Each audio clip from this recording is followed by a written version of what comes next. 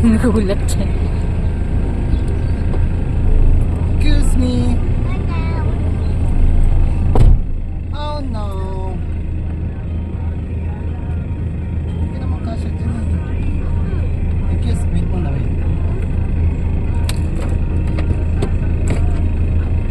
Dyan na si. Dyan na si. Nandiyan na mami, dali. Sit down na ikaw dito. Sit down na baby. No chips, only bread. Yo, makain kayo.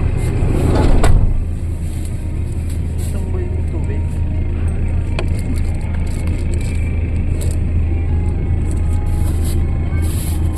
Bread baby dali na. Bread, dali na. Yummy, yummy bread. No chips eh. They do not sell chips. Only bread.